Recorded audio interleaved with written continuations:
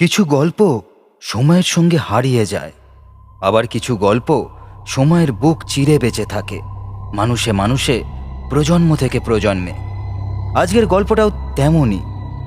একটা বিয়ের রাত, একটা নির্জন বাঁশঝাড়, আর এমন কিছু ঘটনা যার ব্যাখ্যা আজও খুঁজে পায়নি নিশিন্দপুর গ্রামের মানুষ।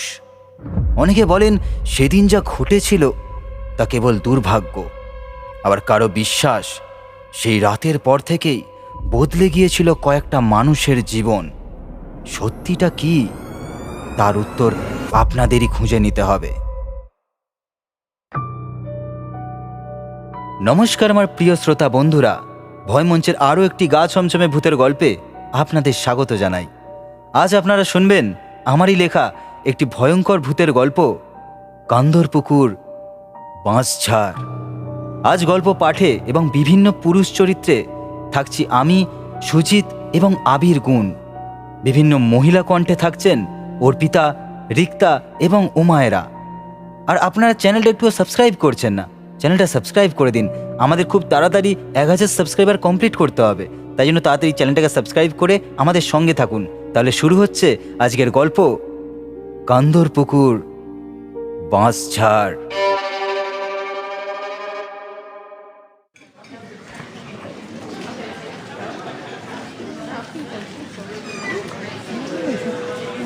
কার্তিকের শেষ দিক।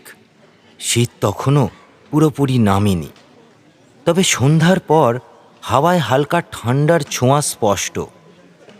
উঠোন জুড়ে বিয়ের শেষ মুহূর্তের ব্যস্ততা। কেউ গাড়িতে উপহার তুলছে, কেউ শেষবারের মতো বিদায় জানাচ্ছে নবদম্পতিকে। এই কোলাহলের মাঝেই এক কোণে দাঁড়িয়েছিল অপূর্ব। তার চোখে তখন এক ধরনের তৃপ্তি।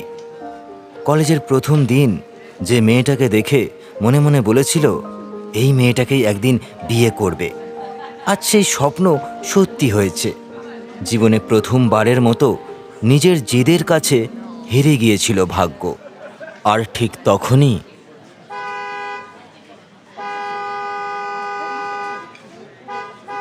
হর্নের শব্দে চিন্তার জাল ছিঁড়ে বাস্তবে ফিরে এলো অপূর্ব। বাইরে বেরিয়ে দেখল গাড়ি নিয়ে এসে দাঁড়িয়ে আছে বন্ধু সৌনক। তাকে দেখে সৌনক বলল, কি রে, এখনো তোরা তৈরি হসনি? তোকে তো আগেই বলেছিলাম কান্দরপুকুর বাঁশঝাড় পেরিয়ে যেতে হবে। রাত বেশি হলে ওই রাস্তা দিয়ে যাওয়া ঝামেলা। যা, তাড়াতাড়ি বৌদিকে নিয়ে আয়, এক্ষুনি বেরোতে হবে। অপূর্ব দ্রুত ঘরের ভেতর চলে গেল। কয়েক মুহূর্ত পর সুস্মিতাকে নিয়ে আবার বেরিয়ে এলো। গাড়িতে ওঠার ঠিক আগে হঠাৎ থেমে গেল সুস্মিতা। নিঃশব্দে মায়ের সামনে গিয়ে দাঁড়ালো। তারপর দুহাত বাড়িয়ে জড়িয়ে ধরল তাকে।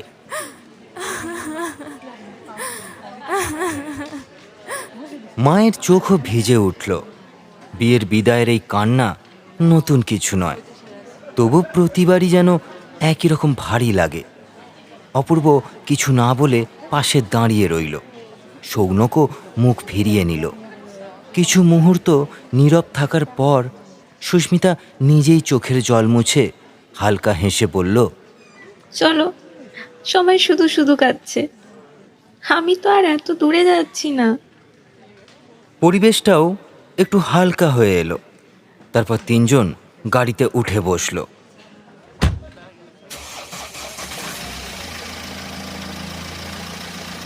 ধীরে ধীরে বিয়েবাড়ির আলো পিছনে ফেলে গাড়িটা এগিয়ে চলল কান্দরপুকুরের পথে।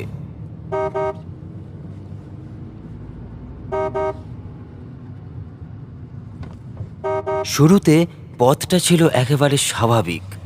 রাস্তার দুধারে দু একটা দোকান, কোথাও চায়ের কাপে শেষ আড্ডা, কোথাও বা বাড়ি ফেরার তাড়া। কিন্তু সময় যত গড়াতে লাগলো, চারপাশও তত বদলে যেতে শুরু করলো। একসময় শেষ বাড়িটার আলো মিলিয়ে গেল। সামনে শুধু দীর্ঘ কালো রাস্তা, আর দুপাশে মাথা উঁচু করে দাঁড়িয়ে থাকা বাঁশঝাড়। হাওয়া বইলেই বাঁশের ডালগুলো একে অপরের সঙ্গে ঘষা খেয়ে এমন এক শব্দ তুলছিল যেন অন্ধকারের ভেতর কেউ চাপা গলায় ফিস ফিস করছে। গাড়ির ভেতর কিছুক্ষণ কেউ কোনো কথা বলল না। সেই নীরবতা ভাঙল সৌনকী। জানিস, ছোটবেলা থেকে এই রাস্তা নিয়ে কত গল্প শুনেছি। আবার শুরু করলি?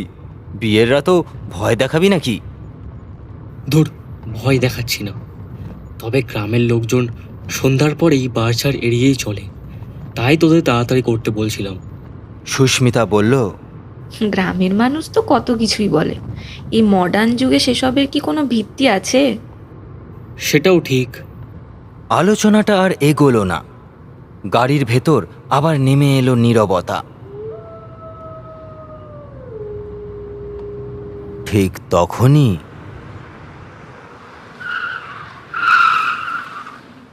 এক ঝটকায় দাঁড়িয়ে গেল গাড়িটা। অপূর্ব বলল, কি রে, দাঁড়িয়ে পড়লি যে, কি হলো? ধুর, এ আবার কি হলো?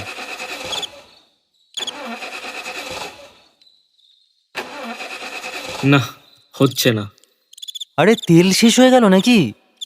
অসম্ভব, বেরোনোর আগে ট্যাঙ্ক ফুল করেই বেরিয়েছি। দাঁড়া দেখি।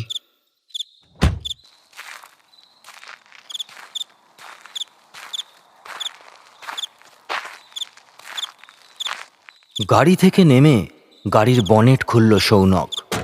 মোবাইলের টর্চের আলোয় অনেকক্ষণ ধরে ইঞ্জিন পরীক্ষা করেও কিছু বুঝতে পারল না সে। হঠাৎ, আরে, কি হলো? ইঞ্জিনটা অস্বাভাবিক গরম হয়ে আছে। একটু জল পেলে হয়তো চেষ্টা করা যেত। ইস, আর জলও আনিনি। অপূর্ব চারপাশে তাকালো। রাস্তা জুড়ে সামনেটা যেন অন্ধকারটা আরো ঘন হয়ে উঠেছে। তারই ডান পাশে একটা সরু কাঁচা পথ ঢুকে গেছে বাঁশঝাড়ের ভেতর। পথটার শেষ কোথায় অন্ধকারে বোঝার উপায় নেই। অপূর্ব বলল, তুই গাড়িতে বস, আমি সামনেটা গিয়ে দেখি কোথাও জল পাওয়া যায় কিনা। একলা যাবি? এই তো সামনেই, বেশি দূরে যাচ্ছি না। সাবধানে যেও, বেশি গভীরে যাওয়ার দরকার নেই এই অন্ধকারে। এত চিন্তা করো না, এই গেলাম এই এলাম।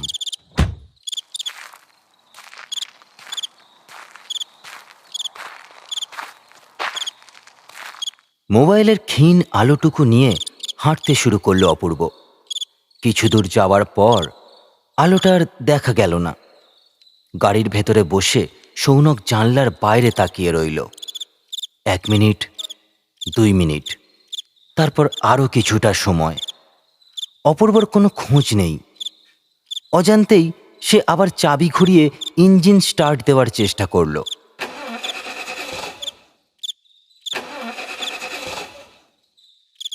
ঠিক তখনই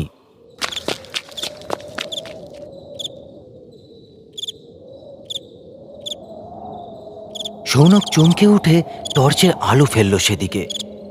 কিছুই নেই, শুধু দুলছে বাঁশের শাড়ি।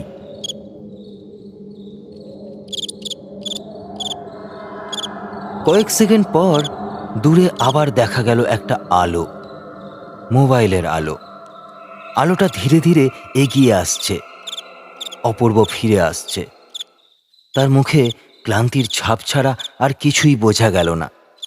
সে কাছে এসে বলল, উফ, কোথাও জল পেলাম না রে। সৌনক আর কিছু বলল না। সে শুধু অভ্যাসবশত আরও একবার চাবিটা ঘুরিয়ে দিল। তিনজনেই কয়েক মুহূর্ত নিশ্চুপ। কেউ কোনো প্রশ্ন করল না। হয়তো তারা ভেবেছিল কিছু কিছু ঘটনার উত্তর খুঁজতে যাওয়াই বৃথা।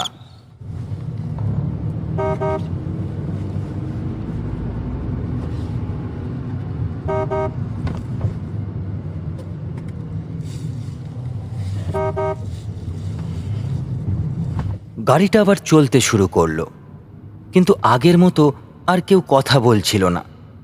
সৌনক দু একবার অপূর্বর দিকে তাকিয়েছিল বটে, কিন্তু কিছু জিজ্ঞেস করলো না। অপূর্বও জানলার বাইরে তাকিয়ে চুপচাপ বসে রইল। মনে হচ্ছিল কয়েক মিনিট আগের ঘটনাটা তিনজনের মনেই কোনো প্রভাব ফেলেনি। হয়তো সত্যিই তেমন কিছু ছিল না, অথবা কেউই বিষয়টাকে গুরুত্ব দিতে চায়নি।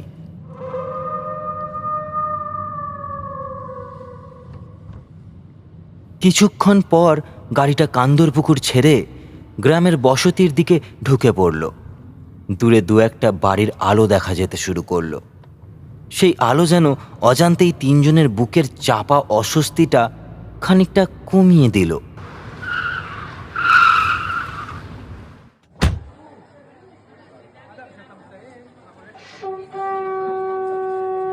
অবশেষে অপূর্বর বাড়িতে পৌঁছল তারা। বাড়ির সবাই নতুন বউকে বরণ করে নিতে ব্যস্ত হয়ে পড়ল। হাসি, আনন্দ, ঠাট্টা মুহূর্তের মধ্যেই যেন কয়েক মিনিট আগের অদ্ভুত ঘটনাটা সবার মন থেকে মুছে দিল। সৌনকও কিছুক্ষণ থেকে বিদায় নেবার প্রস্তুতি নিল। আচ্ছা রে, আমি তাহলে উঠি, কাল আবার অফিস যেতে হবে। অপূর্ব বলল, এত তাড়াতাড়ি? কাল সকালে বেরোতে হবে ভাই, তার উপরে মা একা আছে। তুই বরং আজকে বৌদিকে নিয়ে ব্যস্ত থাক। ঠিক আছে, সাবধানে যাস।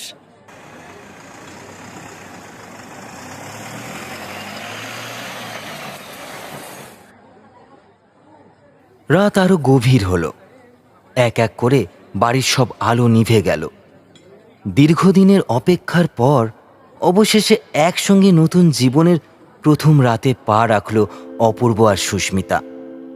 ঘরে ঢুকেই অপূর্ব কিছুক্ষণ চুপচাপ সুস্মিতার দিকে তাকিয়ে রইল। তারপর হেসে বলল, তা ম্যাডাম, অবশেষে আর পারলেন না আমার থেকে নিজেকে সরিয়ে রাখতে? বলেছিলাম না, ভালো যখন বেসেছি বিয়েটাও আপনাকেই করব। হ্যাঁ হ্যাঁ, অনেক বড় বাজি মেরেছেন আপনি। আমি না বিয়ে করলে কে পাত্তা দিত শুনি? নেহাত ভালোবেসেছিলাম, ভাবলাম বেচারা কষ্ট পাবে, তাই করেই নিলাম বিয়েটা। কলেজ জীবনের কত স্মৃতি, প্রথম আলাপ, প্রথম ঝগড়া, বন্ধুদের দুষ্টুমি, গল্প করতে করতে কখন যে সময় কেটে যাচ্ছিল কেউ তা খেয়ালই করেনি।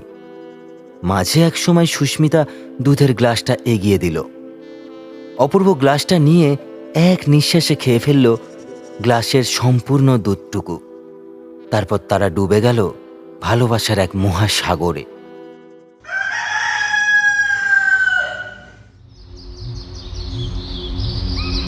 রাতের অন্ধকার যত গভীরই হোক, একটা সময় তাকে সরিয়ে দিয়েই সকাল আসে। সেদিনও তার ব্যতিক্রম হলো না। ভোরের প্রথম আলো ফুটতেই নিশিন্দপুর গ্রামের ব্যস্ততা আবার ফিরে এলো নিজের ছন্দে। উঠোনে ঝাঁট পড়ছে, রান্নাঘর থেকে ভেসে আসছে মশলার গন্ধ। আর নতুন বউকে এক ঝলক দেখার জন্য পাড়ার মহিলাদেরও যেন কৌতূহলের শেষ নেই। সকাল থেকেই করুণাময়ী দেবীর সঙ্গে হাতে হাত লাগিয়েছিল সুস্মিতা। নতুন বাড়ি, নতুন মানুষ, তবু কোথাও কোনো অস্বস্তি যেন তার মধ্যে দেখা গেল না। বরং হাসি মুখেই একটার পর একটা কাজ সামলে যাচ্ছিল সে। করুণাময়ী বললেন, আরে বৌমা, আজই এত কাজ করতে হবে না মা, দুদিন বিশ্রাম কর, যা। বিশ্রাম তো অনেক হলো মা, এবার সংসারটা একটু শিখি। আপনিও একা আর কত করবেন? বেঁচে থাক মা, এভাবেই সব সময় থাকিস। কথাগুলো শুনে করুণাময়ীর বুকটা যেন ভরে উঠল। মেয়েটাকে তার সত্যিই ভালো লেগেছিল বিয়ের আগে থেকেই। অপূর্বরও আজ কাজে যাওয়ার কথা ছিল, কিন্তু বিয়ের ক্লান্তির অজুহাতে সে বাড়িতেই থেকে গেল। যদিও করুণাময়ীর চোখে একটা বিষয় ধরা পড়ল। সকাল থেকে অপূর্ব যেন একবারও সুস্মিতাকে চোখের আড়াল করতে চাইছে না। সুস্মিতা রান্নাঘরে, অপূর্ব কোনো না কোনো অজুহাতে সেখানেই। সুস্মিতা উঠোনে, কিছুক্ষণ পর অপূর্বও সেখানে। করুণাময়ী একবার মুচকি হেসে মিনুকে বললেন, দেখি মিনু, নতুন বিয়ে হয়েছে, আর নতুন বিয়ে হলে এমনটাই হয়। হ্যাঁ গো গিন্নিমা, বড় দাদাবাবু তো বৌদিকে চোখেই হারাচ্ছে।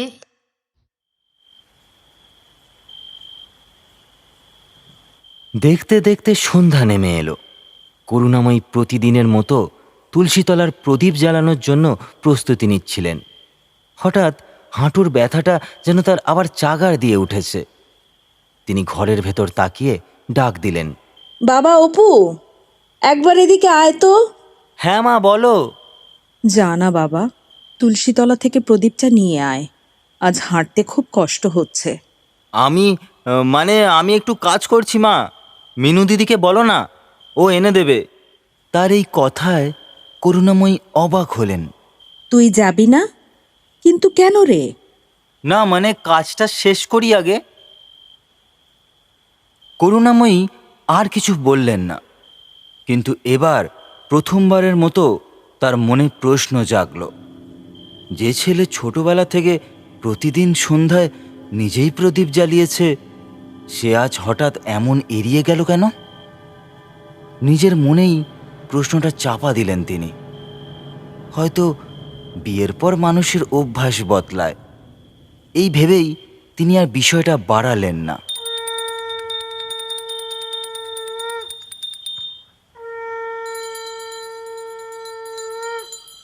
সন্ধ্যার আরতি শুরু হয়েছে।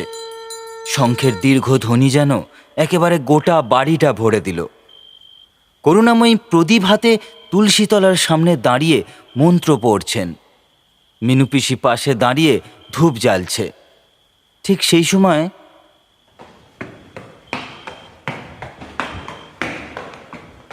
করুণাময়ী একবার ঘুরে তাকালেন। দেখলেন অপূর্ব তাড়াহুড়ো করে সিঁড়ি বেয়ে নিচে নেমে আসছে। তার মুখটা যেন কেমন ফ্যাকাশে, চোখে অদ্ভুত এক অস্থিরতা। করুণাময়ী বললেন, কোথায় যাচ্ছিস বাবা? একটু বাইরে যাচ্ছি। এখন আরতি হচ্ছে তো। একটু কাজ আছে, এসে বলছি।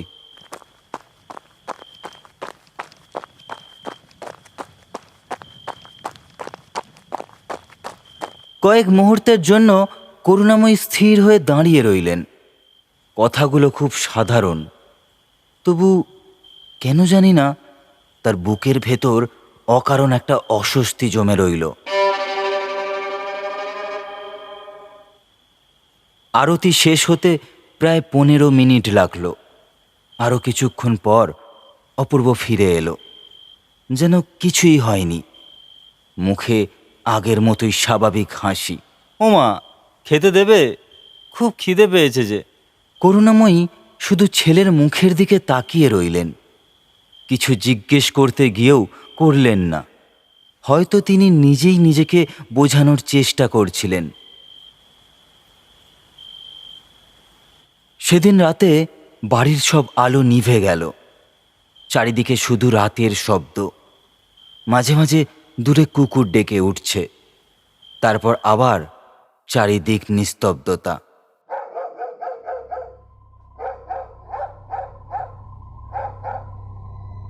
রাত কতটা হয়েছে ঠিক জানা নেই।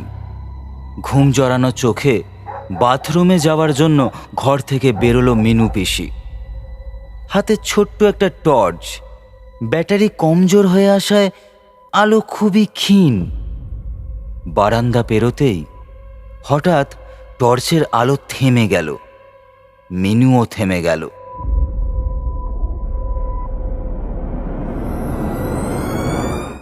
বারান্দার শেষ প্রান্তে অন্ধকারের মধ্যে কেউ একজন বসে আছে। লম্বা চুল ঢেকে রেখেছে তার মুখ। দুহাত নড়ছে, যেন খুব তাড়াহুড়ো করে কিছু একটা মুখে তুলছে সে।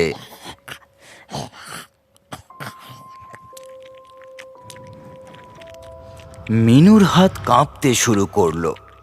সে ভালো করে আলো ফেলতে গিয়েও সাহস পেল না। ঠিক তখনই সেই অবয়বটা ধীরে ধীরে মাথা ঘোরাতে শুরু করলো। মিনুর বুক থেকে চাপা একটা চিৎকার বেরিয়ে এলো।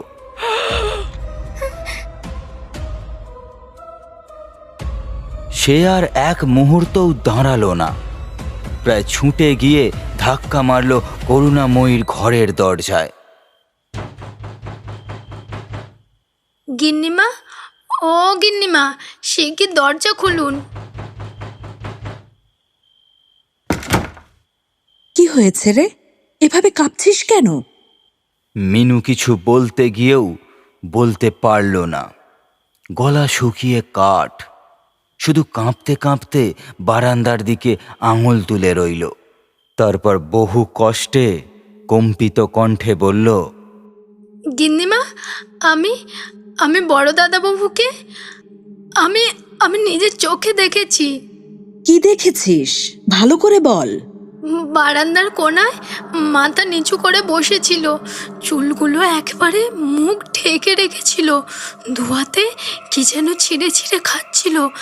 আমি ডাক দিতেই ও ও আমার দিকে তাকালো। আমি আর দাঁড়াইনি গিন্নিমা, দৌড়ে চলে এসেছি। তুই নিশ্চিত অন্ধকারে ভুল দেখিসনি তো? না গিন্নিমা, আমি ভুল করিনি, আমি বড় দাদাবাবুকেই দেখেছি। করুণাময়ী কিছু বললেন না, শুধু মিনুর মুখের দিকে তাকিয়ে রইলেন। ভয়ে মানুষের মুখ এমন বদলে যায়, নাকি সত্যি সে কিছু দেখেছে তিনি বুঝে উঠতে পারলেন না। ঠিক তখনই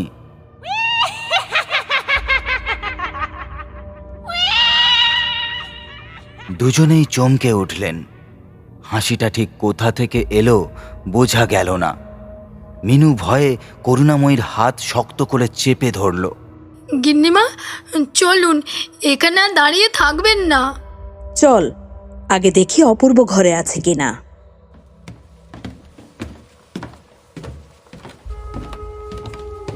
সিঁড়ির প্রতিটা ধাপ যেন অস্বাভাবিক ভারী হয়ে উঠছিল। দুজনের বুকের ধুকপুকানিটাও যেন শোনা যাচ্ছিল স্পষ্ট। অপূর্বর ঘরের সামনে এসে দাঁড়ালেন করুণাময়ী। দরজাটা ভেতর থেকে ভেজানো, ভেতরে ক্ষীণ আলো জ্বলছে। তিনি একবার মিনুর দিকে তাকালেন, তারপর আস্তে করে দরজায় নক করলেন। কোনো উত্তর এলো না। আবার নক করলেন। ঠিক তখনই তিনি হালকা দরজাটা ঠেলতেই দেখলেন দুজনে অঘরে ঘুমোচ্ছে।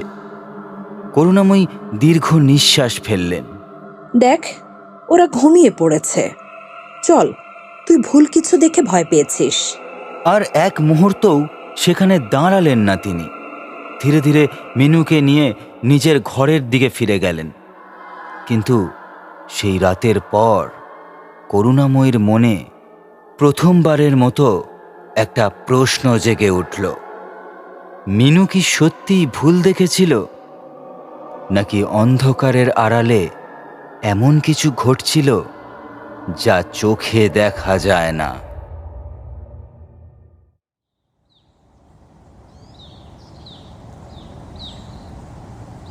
রাত কেটে গেছে। পূর্ব আকাশে আলো ফুটতেই আবারও ব্যস্ত হয়ে উঠল অপূর্বদের বাড়ি। উঠোনে জল ছিটিয়ে দিচ্ছে মিনু। রান্নাঘর থেকে ভেসে আসছে কড়ায় ফোড়ন দেওয়ার শব্দ। বিয়েবাড়ির কোলাহল যদিও অনেকটাই কমে এসেছে, তবু বাড়িতে এখনও অতিথিদের আনাগোনা রয়েছে। করুণাময়ী দেবীও ভোরেই ঘুম থেকে উঠে পড়েছিলেন। রাতে ঠিকমতো ঘুম হয়নি তার। মিনুর বলা কথাগুলো বারবার মনে পড়ছিল, তবু তিনি নিজের মনকে বারবার বোঝাচ্ছিলেন। অন্ধকারে মানুষ কত কিছুই তো ভুল দেখে। ঠিক তখনই রান্নাঘর থেকে সুস্মিতার গলা ভেসে আসলো। মা, চায়ে কতটা চিনি দেবো? 2 চামচ দে মা।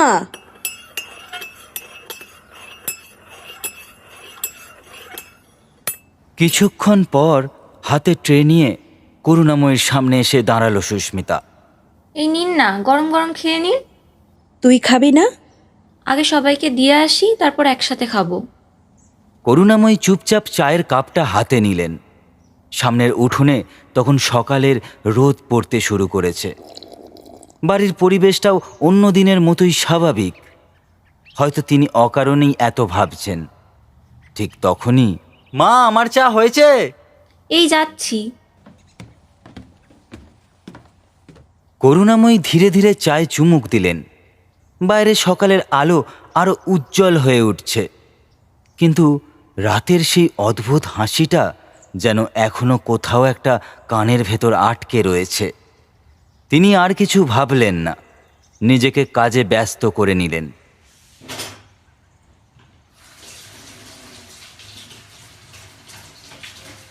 দুদিন কেটে গেল। বাড়ির সব কিছুই যেন নিজের ছন্দে ফিরে এসেছে। আত্মীয় স্বজন প্রায় সবাই বিদায় নিয়েছে। অপূর্বও আবার নিজের কাজকর্ম নিয়ে ব্যস্ত হওয়ার চেষ্টা করছে। তবু করুণাময়ীর মনের অস্বস্তিটা কিছুতেই কাটছিল না। কারণটা তিনি নিজেও জানতেন না। হয়তো মিনুর বলা কথাগুলো, হয়তো সেই অদ্ভুত হাসি, অথবা হয়তো শুধুই মনের ভুল। নিজেকে হাজারবার বোঝানোর চেষ্টা করেও তিনি পুরোপুরি নিশ্চিত হতে পারছিলেন না। বাইরে হর্নের শব্দে করুণাময়ী বারান্দায় এসে দাঁড়ালেন। দেখলেন সৌনক এসেছে। প্রণাম কাকিমা, কেমন আছেন? ভালো আছি বাবা, তুই কেমন আছিস? এই চলছে। অপূর্ব আছে? আছে রে, ওপরে ঘরে, যা দেখা করে আয়। আচ্ছা কাকিমা। ধীরে ধীরে সিঁড়ি ভেঙে অপূর্বর ঘরের সামনে এসে দাঁড়ালো সৌনক। দরজাটা আধ খোলা, ভেতর থেকে কথাবার্তার কোনো শব্দ আসছে না। সে হালকা করে দরজায় নক করল।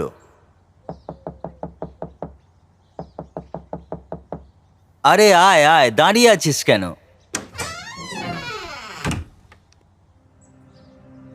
ঘরে ঢুকতেই সৌনকের নাকে একটা তীব্র আঁশটে গন্ধ এসে লাগলো। সে অস্বস্তিতে ভ্রু কুঁচকে চারিদিকে একবার তাকালো। কি রে, এমন করে কি দেখছিস? না কিছু না, মনে হলো ঘরে যেন কেমন একটা অদ্ভুত গন্ধ।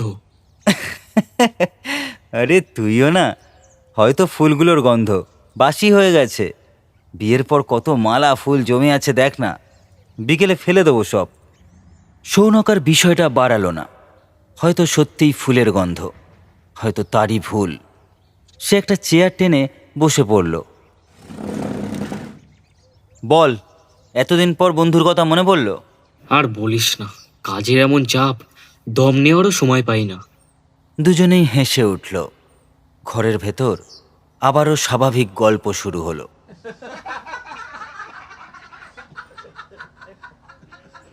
গল্প করতে করতেই বেশ কিছুটা সময় কেটে গেল।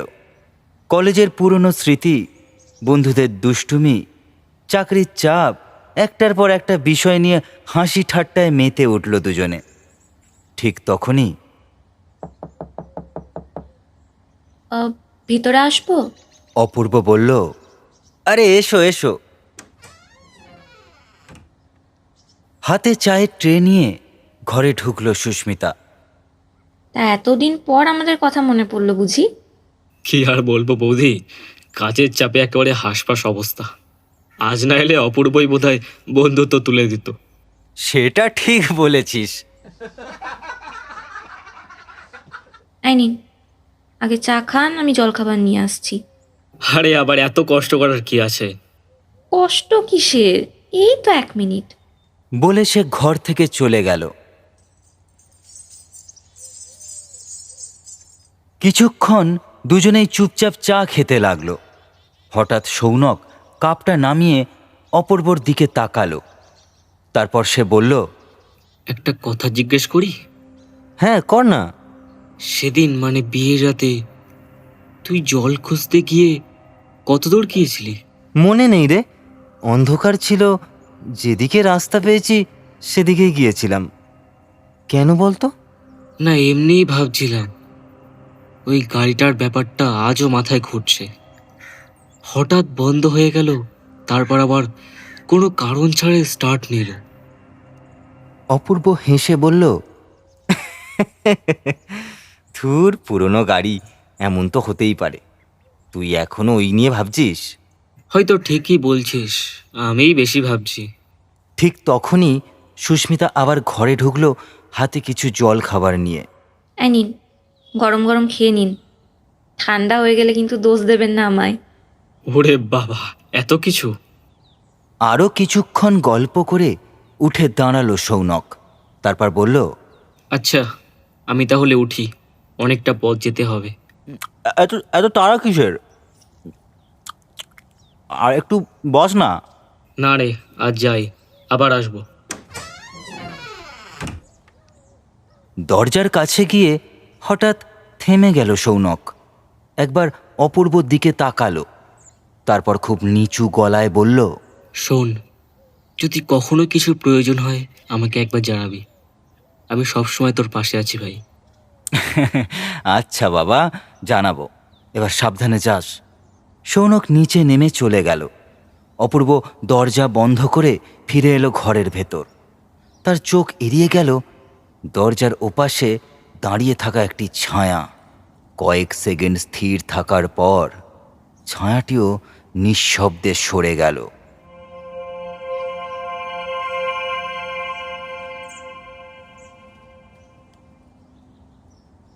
সৌনক চলে যাওয়ার পর বাড়িটা আবার আগের মতোই শান্ত হয়ে গেল। অপূর্ব নিজের ঘরে, সুস্মিতা রান্নাঘরে করুণাময়ীকে সাহায্য করছে, মিনু উঠোন পরিষ্কার করতে ব্যস্ত। সব কিছু যেন একেবারেই স্বাভাবিক। তবু করুণাময়ীর মনটা অকারণেই অস্থির হয়ে গেল। তিনি রান্নাঘরের জানলার পাশে দাঁড়িয়ে একবার উঠোনের দিকে তাকালেন। তারপর ধীরে ধীরে চোখ গেল উপরে অপূর্বর ঘরের জানালায়। কিছুক্ষণ তাকিয়ে থেকে আবার নিজের কাজে মন দিলেন তিনি।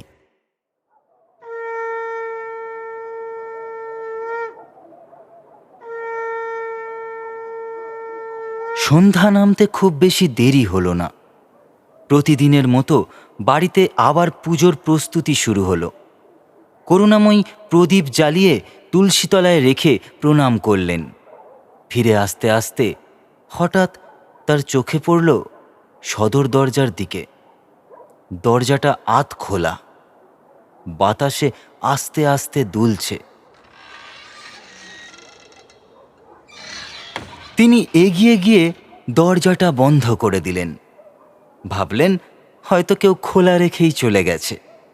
এর বেশি কিছু ভাবলেন না তিনি। রাতের খাওয়া শেষ হতে বেশি দেরি হয়ে গেল আজ। এক এক করে সবাই ঘুমোতে চলে গেল। করুণাময়ীও শুয়ে পড়লেন, কিন্তু চোখে ঘুম এলো না। এপাশ ওপাশ করতে করতে কখন যেন আধো ঘুমে তলিয়ে গিয়েছিলেন। ঠিক তখনই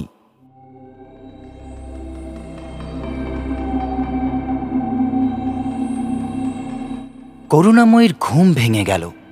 তিনি ধীরে ধীরে উঠে বসলেন। ঘরের ভেতর অন্ধকার, শুধু জানলা দিয়ে আসা ফ্যাকাশে চাঁদের আলো। তিনি হাত বাড়িয়ে জল খেতে যাবেন, ঠিক তখনই মনে হলো জানলার ওপাশে যেন কেউ দাঁড়িয়ে আছে। একটা মানুষ নাকি অন্য কিছু। অবয়বটি নড়ছে না, শুধু দাঁড়িয়ে আছে। করুণাময়ী চোখ কুঁচকে তাকালেন। পরের মুহূর্তেই ঘরটা আরো অন্ধকার হয়ে গেল। তিনি তাড়াতাড়ি হাতড়ে বাতির সুইচ টিপলেন। আলো জ্বলে উঠতেই জানলার বাইরে কেউ নেই, শুধু বাতাসে দুলছে কলা গাছের পাতা।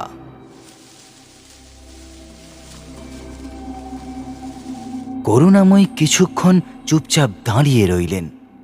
তারপর ধীরে ধীরে জানলাটা বন্ধ করে দিলেন। নিজেকে আস্তে করে বললেন, বয়স হচ্ছে, হয়তো আমার চোখের ভুল সব, কিন্তু বারবার কি ভুল হতে পারে জানি না। কথাটা বললেও নিজের গলার ভেতরকার কাঁপুনি তিনি নিজেই টের পেলেন। সেই রাতেই প্রথমবারের মতো তার মনে একটাই নাম ভেসে উঠল, সনাতন বাবা। হয়তো একবার তার সঙ্গেই কথা বলা দরকার।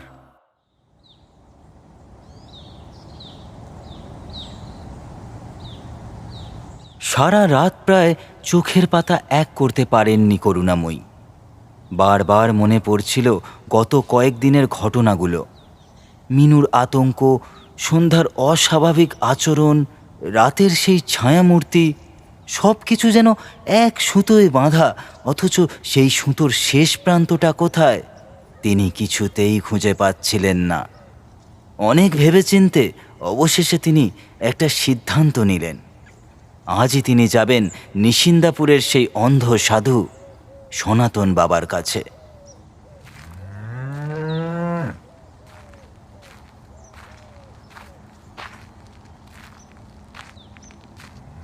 সকালের কাজগুলো যত তাড়াতাড়ি সম্ভব করে কাউকে কিছু না জানিয়েই বাড়ি থেকে বেরিয়ে পড়লেন করুণাময়ী।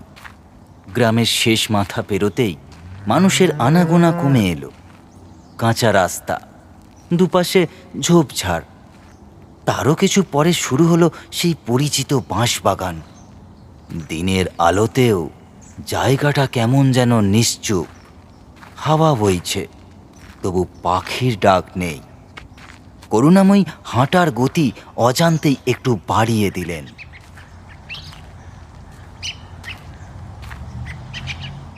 অনেক খোঁজাখুঁজির পর গ্রামের প্রাচীন শিব মন্দিরের চাতালে বসে থাকতে দেখলেন সনাতন বাবাকে। ধবধবে সাদা দাড়ি, জটা জুটো বাঁধা চুল, চোখ দুটো বন্ধ, হাতে রুদ্রাক্ষের মালা। করুণাময়ী ধীরে ধীরে এগিয়ে গিয়ে প্রণাম করলেন। তারপর বললেন, বাবা, আপনার সাথে একটু কথা ছিল। আপনার সাহায্য খুব দরকার আমার বাবা। সনাতন বাবা চোখ খুললেন না, শুধু শান্ত গলায় বললেন, বস মা, তোর গলার কাঁপুনি অনেক কথাই বলে দিচ্ছে। বাবা, আমার ছেলেকে নিয়ে খুব দুশ্চিন্তায় আছি। কিছুদিন ধরে বাড়িতে এমন সব ঘটনা ঘটছে যার কোনো মানে খুঁজে পাচ্ছি না আমি। সব ঘটনা একসঙ্গে বলিস না, ধীরে ধীরে বল, কি দেখেছিস? করুণাময়ী শুরু থেকে একে একে সব বলতে লাগলেন। বিয়ের রাত, মিনুর দেখা সেই অবয়ব, রাতের হাসি, অপূর্বর আচরণের বদল, কোনো কিছুই লুকোলেন না। সব শুনে সনাতন বাবা অনেকক্ষণ চুপ করে বসে রইলেন।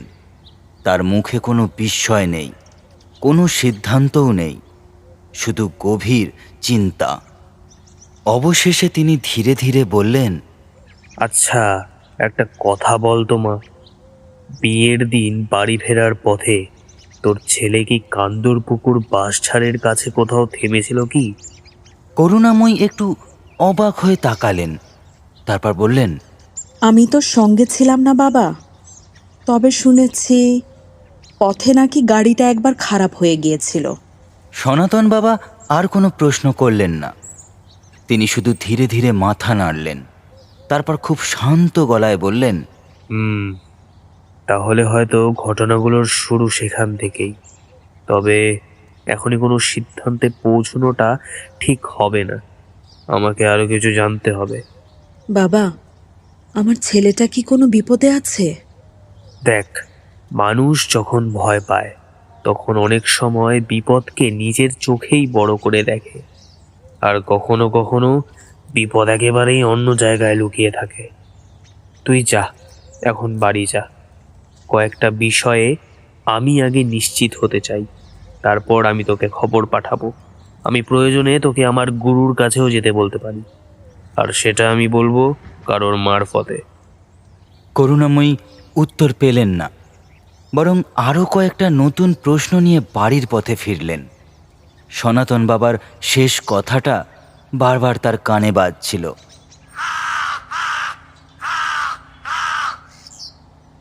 সনাতন বাবার কাছ থেকে ফেরার পুরো পথটাই প্রায় নীরব ছিলেন করুণাময়ী। বাবার বলা কথাগুলো বারবার ফিরে আসছিল তার মনে। বাড়ির ফটক পেরিয়ে উঠোনে পা রাখতেই তিনি থমকে দাঁড়ালেন। উঠোনের মাঝখানে পড়ে আছে একটা মরা বিড়াল। চারপাশে কয়েকটা কাক ঠোঁট দিয়ে খুঁটে চলেছে সেটাকে।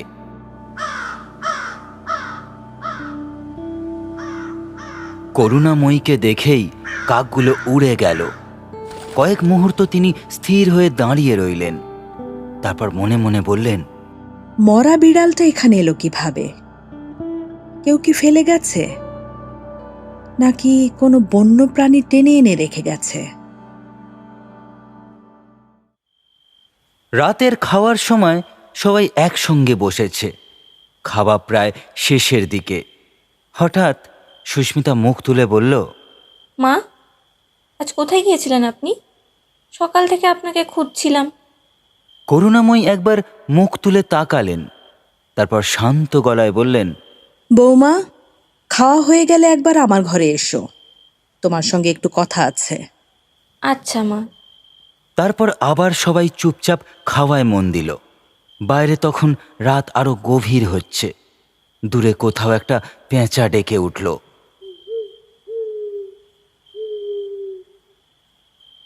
করুণাময়ী অজান্তেই দীর্ঘ একটা নিঃশ্বাস ফেললেন। আজ রাতেই কিছু প্রশ্নের উত্তর খোঁজার চেষ্টা করবেন তিনি।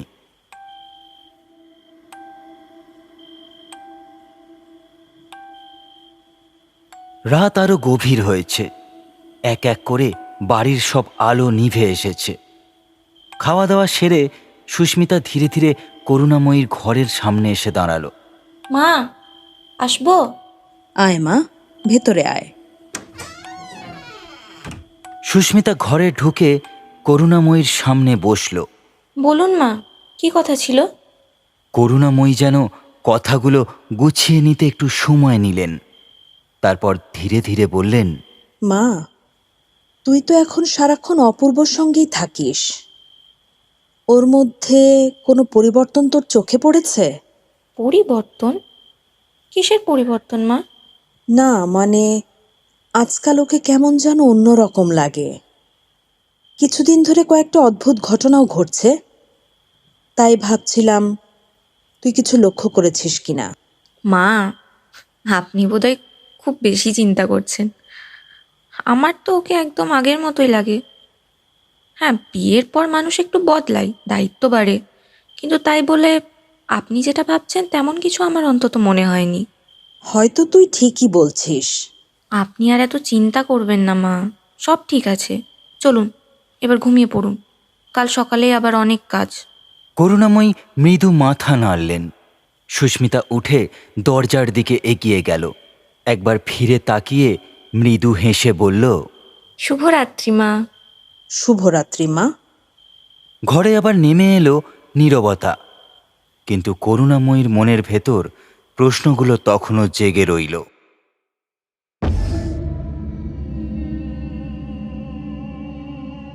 রাত অনেক হয়েছে।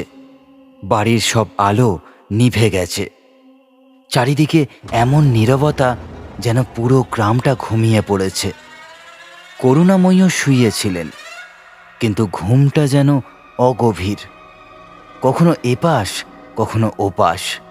ঠিক কতক্ষণ কেটেছে তার জানা নেই। হঠাৎ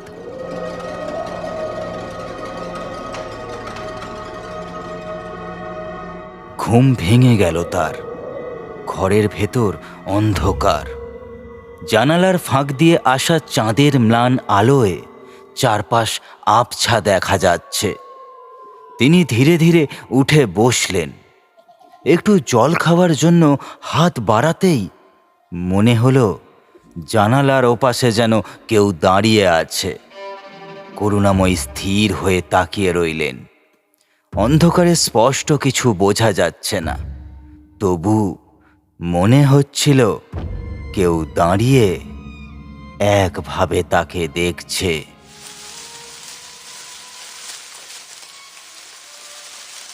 করুণাময়ীর বুকের ধুকপুকানি বেড়ে গেল। তিনি কাঁপা হাতে বিছানার পাশের সুইচটা টিপলেন।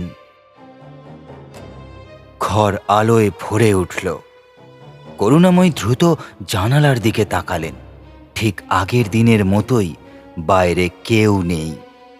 জানালার বাইরে শুধু রাতের নিস্তব্ধতা, আর হাওয়ায় দুলছে গাছের ছায়া। তিনি ধীরে ধীরে এগিয়ে গিয়ে জানলাটা বন্ধ করে দিলেন। নিজের মনেই ফিসফিস করে বললেন, মনের ভুল, সব সব আমার মনের ভুল। কিন্তু কতদিন আর আমি এগুলো মনের ভুল বলে এড়িয়ে যাব ভগবান? কথাটা বললেও অনেকক্ষণ আর তার চোখে ঘুম ফিরল না। বাইরে তখনও একইভাবে বইছে রাতের হাওয়া।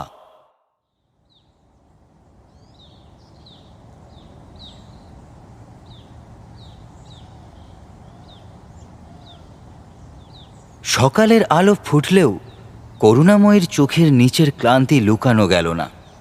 গত রাতের ঘটনাটা তার মাথা থেকে কিছুতেই সরছিল না।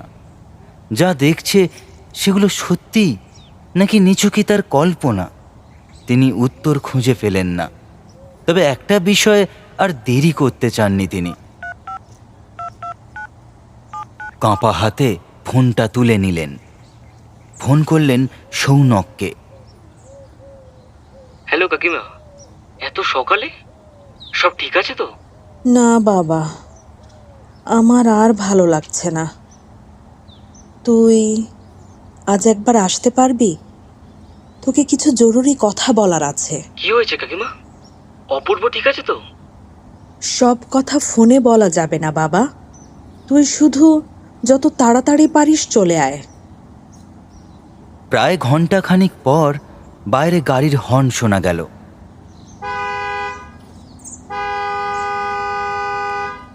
করুণাময়ী দ্রুত বাইরে বেরিয়ে এলেন। সৌনক গাড়ি থেকে নেমে তার মুখের দিকে তাকিয়েই বুঝে গেল কিছু একটা হয়েছে। কাকিমা, আপনাকে দেখে তো ভালো লাগছে না, কি হয়েছে? করুণাময়ী প্রথম রাত থেকে শুরু করে গত রাত পর্যন্ত ঘটে যাওয়া প্রতিটি ঘটনাই খুলে বললেন। একবারও সৌনক তাকে থামালো না। সবটা শুনে সে দীর্ঘক্ষণ চুপ করে দাঁড়িয়ে রইল। তারপর বলল, কাকিমা, আমি এসবের কিছুই বুঝি না, তবে একজন মানুষের কথা জানি। কাপালবনির জঙ্গলে থাকেন। লোকজন বলে উনি তন্ত্র সাধক। অনেকে নাকি ওনার কাছে গিয়ে উপকারও পেয়েছে। চলুন একবার ওনার সঙ্গে দেখা করে আসি। তিনি পারবেন তো বাবা? আমি জানি না, কিন্তু চেষ্টা না করলে জানবো কি করে বলুন?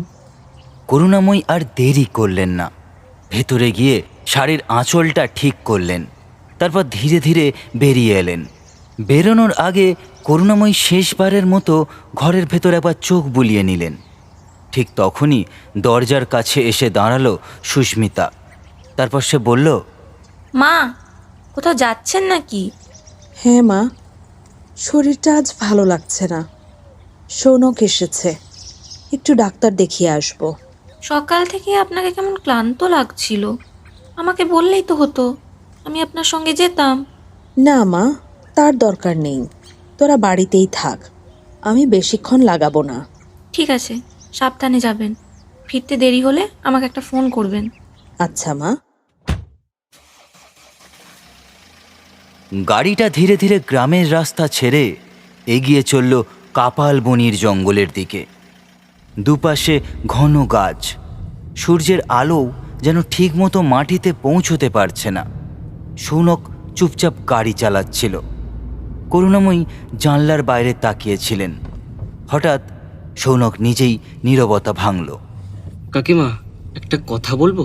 বল বাবা। আসলে বিয়ের রাত থেকে আমারও কেমন যেন অস্বস্তি হচ্ছিল, কিন্তু কোনো প্রমাণ ছিল না, তাই কাউকে কিছু বলিনি। কি হয়েছিল বাবা সেদিন? সবটা আমায় খুলে বল। ঠিক কিছু হয়েছিল বলবো না, তবে মনে হয়েছিল সেদিন রাতটা স্বাভাবিক ছিল না। হয়তো আমারই ভুল, তাই বিষয়টা আর বাড়ায়নি।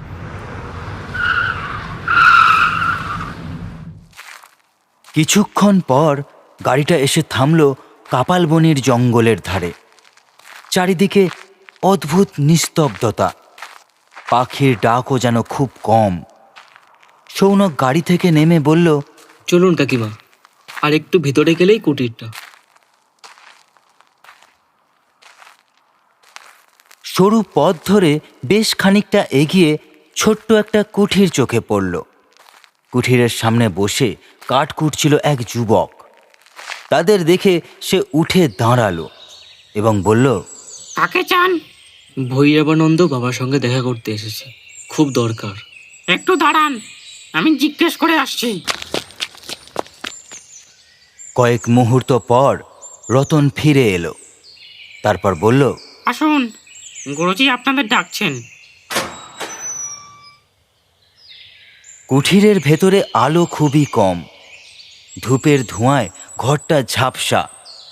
মাঝখানে কুশের আসনে চোখ বুজে বসে আছেন ভৈরবানন্দ। করুণাময়ী আর সৌনক চুপচাপ দাঁড়িয়ে রইলেন।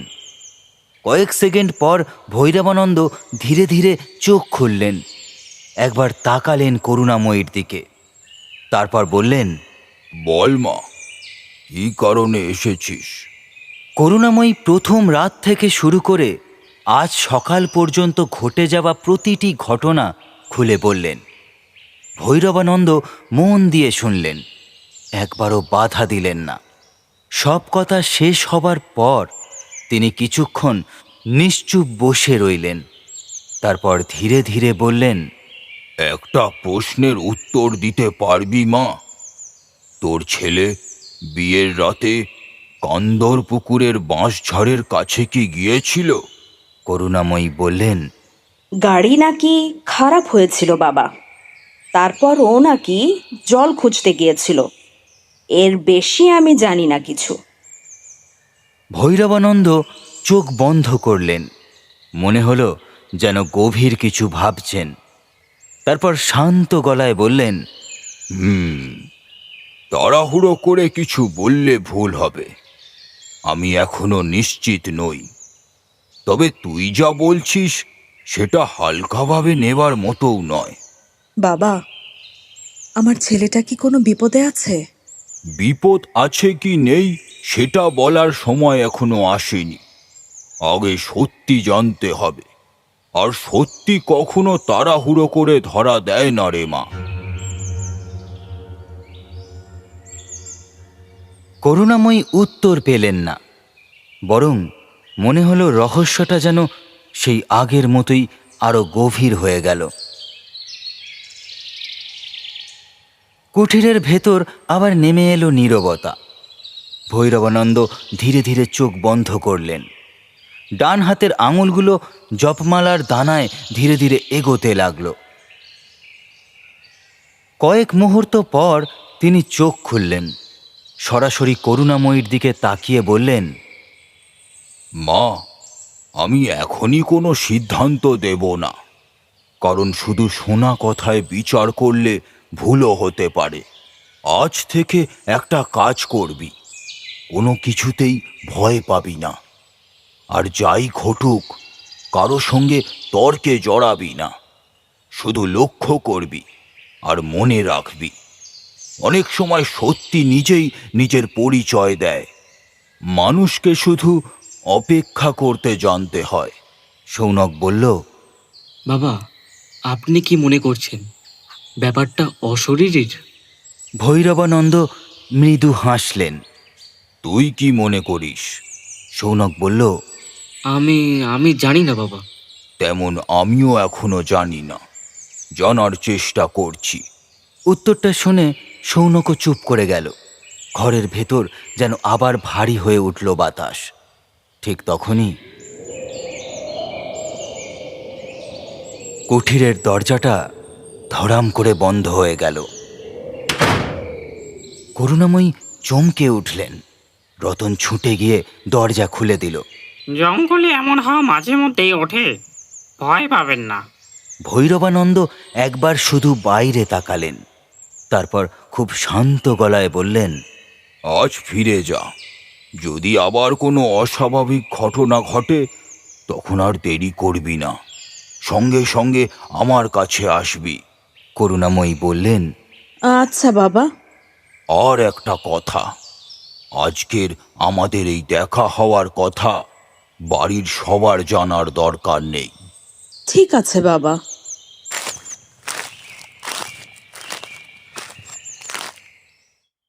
কাপালবনির জঙ্গল থেকে ফিরে এলেও করুণাময়ীর মনটা আর শান্ত হল না।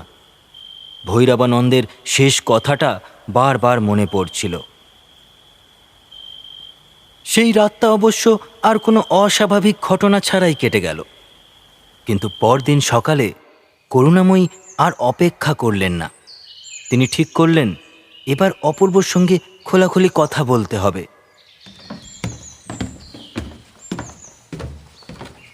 দোতলার ঘরের দরজাটা আধ খোলা। করুণাময়ী আস্তে করে দরজায় টোকা দিলেন। অপু, ঘুম ভেঙেছে বাবা? এসো মা, দরজা খোলাই আছে। ঘরে ঢুকে করুণাময়ী দেখলেন অপূর্ব জানলার পাশে দাঁড়িয়ে বাইরে তাকিয়ে আছে। মুখটা যেন ক্লান্ত, চোখের নিচে কালচে দাগ। কি রে, শরীর খারাপ নাকি তোর? না মা, ঠিক আছি। তবে কয়েকদিন ধরে অদ্ভুত সব স্বপ্ন দেখছি। কি স্বপ্ন রে বাবা? মনে থাকে না। শুধু ঘুম ভাঙার পর মনে হয় কি কেউ যেন আমাকে কোথাও ডাকছিল। তারপর আর কিছু মনে থাকে না। চল বাবা, আজ আমার সঙ্গে একটা জায়গায় যাবি? কোথায় মা? গেলে জানতে পারবি। যাবি? তুমি যখন বলছো যাব মা। করুণাময়ী দীর্ঘদিন পর যেন একটু স্বস্তির নিঃশ্বাস ফেললেন। অপূর্ব একবারও কারণ জানতে চাইল না। কেন জানি না এই ছোট্ট ঘটনাটাই তার মনে একটুখানি ভরসা জাগিয়ে দিল।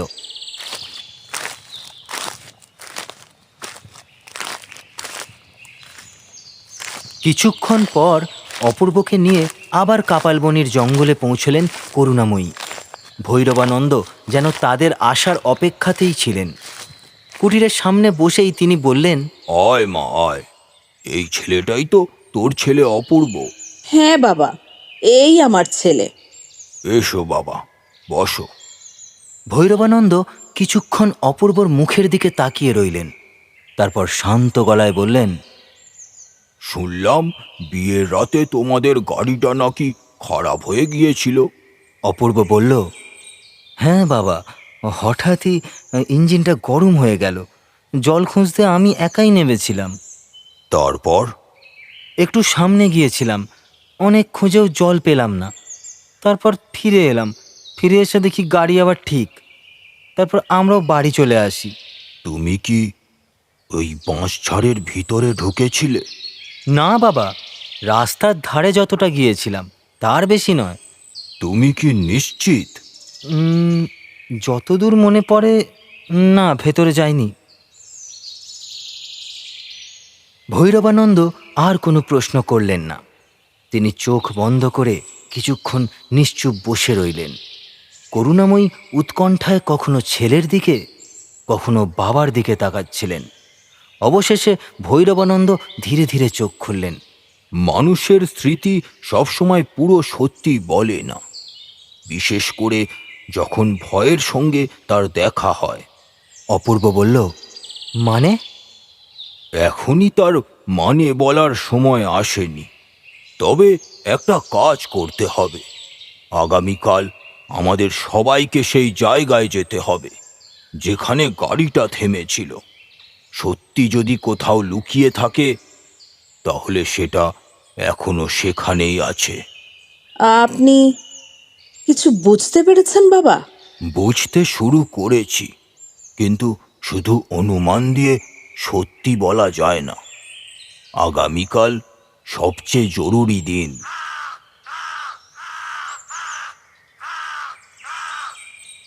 কাকের সেই কর্কশ ডাক যেন চারপাশের নিস্তব্ধতাকে আরো ভারী করে তুলল। অপূর্ব কিছুই বুঝতে পারছিল না।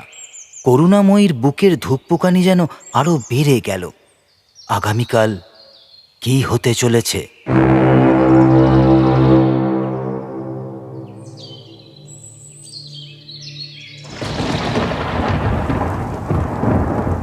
পরদিন সকালটা যেন অন্য সব দিনের চেয়ে আলাদা।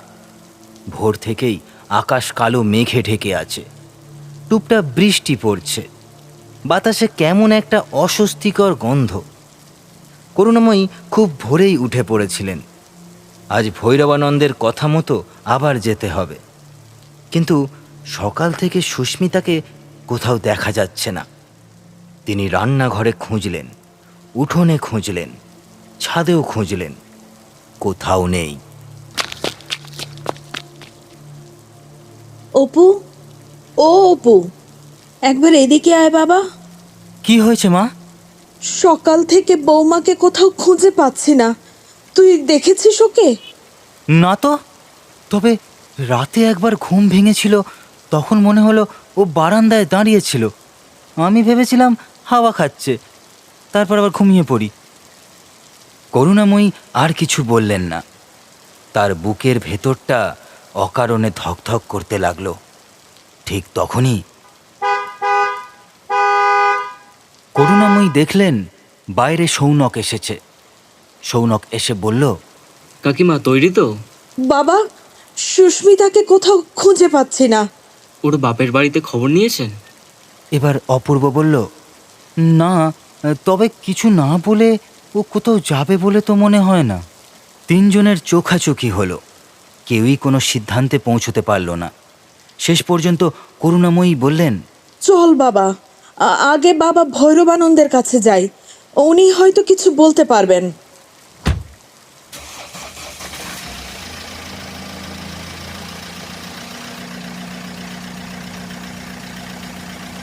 গাড়িটা ধীরে ধীরে গ্রামের রাস্তা ছেড়ে এগিয়ে চলল। আকাশের কালো মেঘও যেন তাদের সঙ্গেই চলেছে। কিন্তু তাদের কেউই জানতো না এই যাত্রায় তাদের জীবনের সবচেয়ে ভয়ঙ্কর সত্যের সামনে দাঁড় করিয়ে দিতে চলেছে।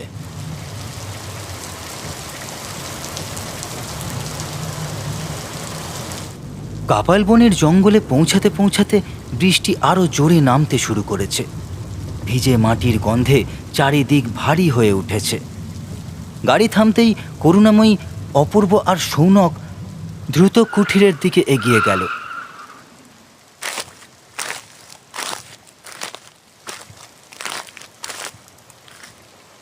গুরুজি আপনাদের জন্য অপেক্ষা করছেন, তাড়াতাড়ি আসুন। ভৈরবানন্দ উঠে দাঁড়িয়েছিলেন।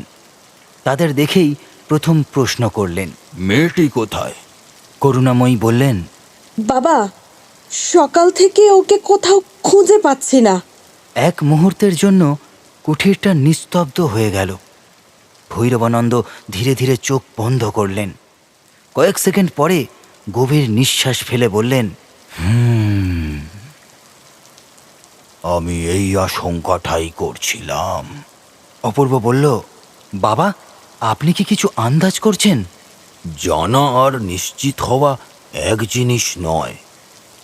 আজ আমাদের নিশ্চিত হতে হবে। তিনি রতনের দিকে তাকালেন। রতন, গ্রাম থেকে দুজন লোক ডেকে আন, যারা কুয়োয় নামতে পারে, এখনই। আচ্ছা গুরুজি।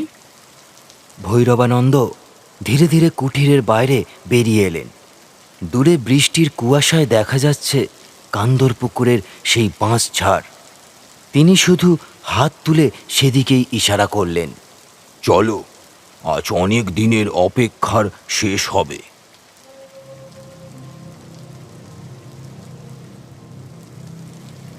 করুণাময়ীর বুকের ভেতরটা মোচড় দিয়ে উঠল।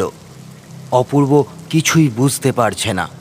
সৌনকের মুখেও স্পষ্ট উদ্বেগ, কিন্তু ভৈরবানন্দের চোখে তখন অদ্ভুত এক স্থিরতা, যেন তিনি উত্তর খুঁজতে নয়, উত্তর যাচাই করতে চলেছেন।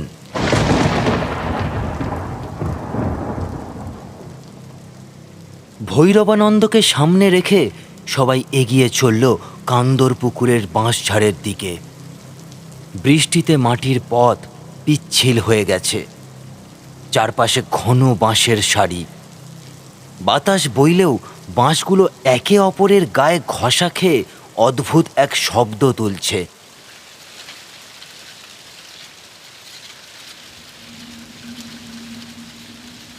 কেউ কোনো কথা বলছে না, শুধু ভিজে মাটির ওপর পায়ের শব্দ, আর দূরে কোথাও বাজ পড়ার গর্জন।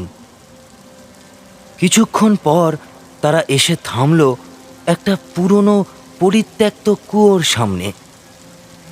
কুয়োর চারপাশে আগাছা, শ্যাওলায় ঢাকা ভাঙা ইট। বহুদিন কেউ যেন এদিকে আসেনি। ভৈরবানন্দ ধীরে ধীরে কুয়োর চারপাশটা দেখলেন, তারপর নিচের দিকে তাকিয়ে অনেকক্ষণ নিশ্চুপ দাঁড়িয়ে রইলেন। ঠিক তখনই রতন ফিরে এসেছে। তার সঙ্গে এসেছে গ্রামের দুজন ডোম। গুরুজি, লোক নিয়ে এসেছি। ভৈরবানন্দ মাথা নাড়লেন, তারপর কুয়োটার দিকে ইশারা করে শান্ত গলায় বললেন, নামতে পারবি তো তোরা? একজন ডোম কুয়োর ভেতর উঁকি দিয়ে তাকালো, তারপর বলল, পারবো বাবু, কিন্তু 150 টাকা বেশি দিতে লাগবো। আর আপনি বলতেছেন তাই নামছি, নয়তো এদিকে ভুলেও আসি নাই। রাম রাম রাম। তবে বাবু, দড়ি লাগবে। কয়েক মিনিটের মধ্যেই সব প্রস্তুতি হয়ে গেল।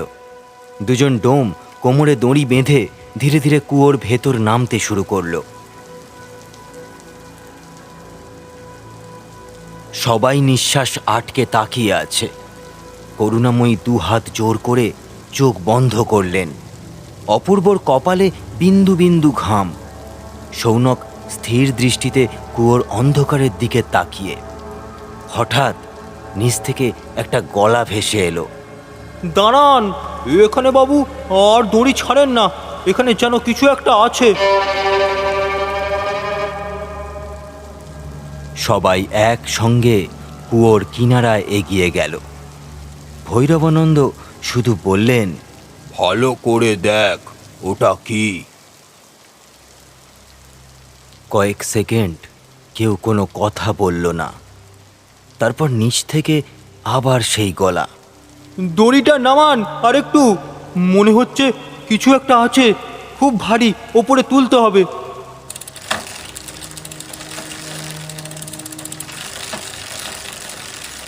ডোম দুজন নিচ থেকে দড়িটা শক্ত করে বাঁধতে লাগলো। ওপরে দাঁড়িয়ে থাকা সবাই নিঃশ্বাস আটকে অপেক্ষা করছে। এবার টানুন বাবুরা, আস্তে, খুব আস্তে। দড়িটা ধীরে ধীরে ওপরে উঠতে লাগলো। বৃষ্টিতে ভিজে দড়িটা বারবার হাত ফসকে যাচ্ছে। ধীরে ধীরে কুয়োর অন্ধকার ভেদ করে ওপরে উঠতে লাগলো একটা লাল রঙের কাপড়। প্রথমে শুধু কাপড়টাই দেখা গেল, তারপর একটা হাত, তারপর ভেজা চুল। চারপাশে কেউ একটা কথাও বলছে না, শুধুই বৃষ্টির শব্দ।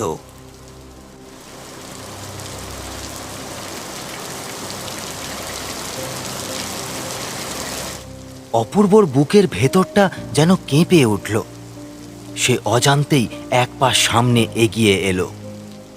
দেহটা আরও একটু ওপরে উঠতেই করুণাময়ী হঠাৎ কাঁপা গলায় বলে উঠলেন, না না, এটা এটা হতে পারে না।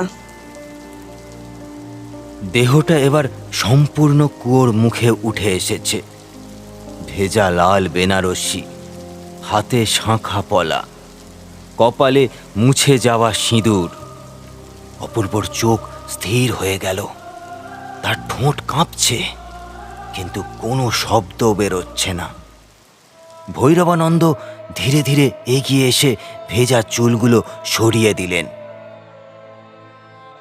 করুণাময়ীর বুক ফাটা আর্তনাদে চারিদিক কেঁপে উঠল। বৌমা!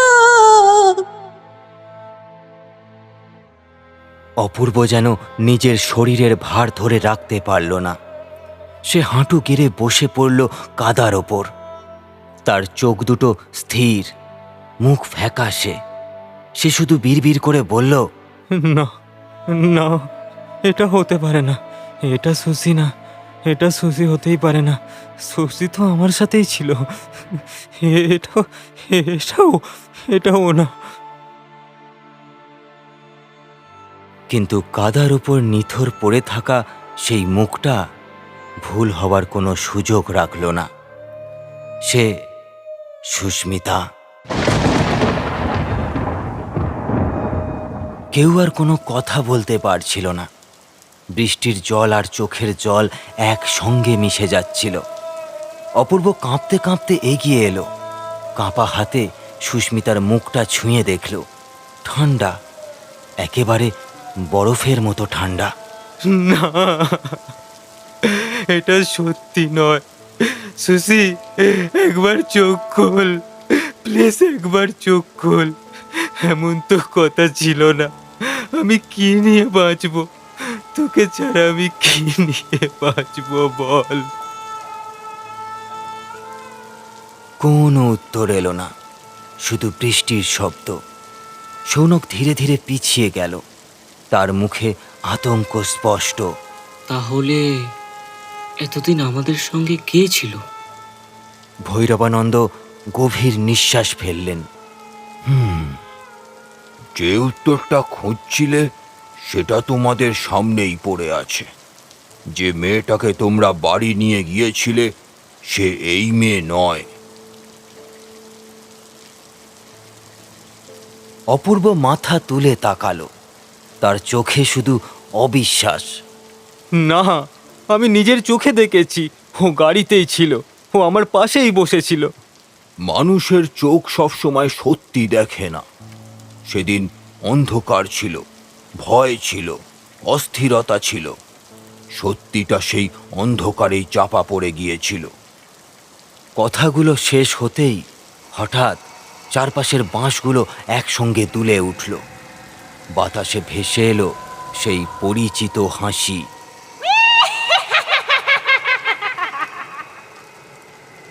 করুণাময়ী দু কানে হাত চাপা দিলেন। অপূর্ব উঠে দাঁড়াতেই মনে হলো কেউ যেন অদৃশ্য শক্তিতে তাকে টেনে ধরেছে। কে কে ছাড় আমাকে, কে কে ছেড়ে দে বলছি। পর মুহূর্তেই অপূর্বর শরীরটা যেন ছিটকে গেল কুয়োর দিকে। অপূর্ব, ধরো ধরো ওকে। কিন্তু ততক্ষণে দেরি হয়ে গেছে।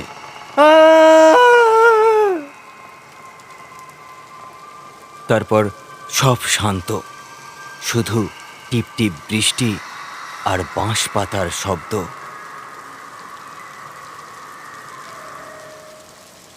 অনেকক্ষণ কেউ কোনো কথা বলতে পারেনি। কুয়োর পাশে বসে অপূর্বর নাম ধরে কাঁদছিলেন করুণাময়ী। সৌনক নির্বাক। ভৈরবানন্দ ধীরে ধীরে কুয়োর দিকে তাকিয়ে বললেন, এবার বুঝতে পারছিস তো মা, কেন এতদিন ধরে সব কিছু হচ্ছিল? বাবা, একটাই কথা বলুন, আমার বৌমার কি দোষ ছিল? ওকেই কেন? দোষ ছিল না, দুর্ভাগ্য ছিল। যে আত্মা এই বাঁশঝাড়ে বন্দি, সে মৃত্যুর আগে ছিল এক নববধূ। বিয়ে তার হয়েছিল, কিন্তু সংসার শুরু হওয়ার আগেই তাকে হত্যা করা হয়। সেই অপূর্ণ বাসনা তাকে বেঁধে রেখেছে। তাই যখনই কোনো নবদম্পতি এই পথ দিয়ে যায়, সে কনের স্থান দখল করতে চায়। করুণাময়ী স্তব্ধ। তাহলে আমার অপু? সে শুধু একজন স্বামী খুঁজছিল। যে সংসার তার কখনো হয়নি, সেটাই সে অন্যর জীবন কেড়ে নিয়ে বাঁচাতে চেয়েছিল। কিন্তু আজ সত্যিটা প্রকাশ পেয়ে গেছে, তার মায়া ভেঙে গেছে। আর সেই কারণেই শেষবারের মতো সে অপূর্বকেও নিজের সঙ্গে নিয়ে গেল। তাহলে ওদের আর ফেরানো যাবে না? ভৈরবানন্দ ধীরে ধীরে মাথা নাড়লেন। যারা অপূর্ণ বাসনা নিয়ে মরে তাদের মুক্তি দেওয়া যায়, কিন্তু যারা সেই বাসনায় শিকার হয় সবসময় তাদের ফিরিয়ে আনা যায় না। লোকমুখে আজও শোনা যায়, বর্ষার রাতে কান্দর পুকুর বাঁশঝাড়ের পাশ দিয়ে গেলে কখনো এক নববধূর কান্না, আবার কখনো এক নববিবাহিত যুবকের আর্তনাদ শোনা যায়। তাই আজও সন্ধ্যার পর সেই পথ এড়িয়ে চলে গ্রামের মানুষ।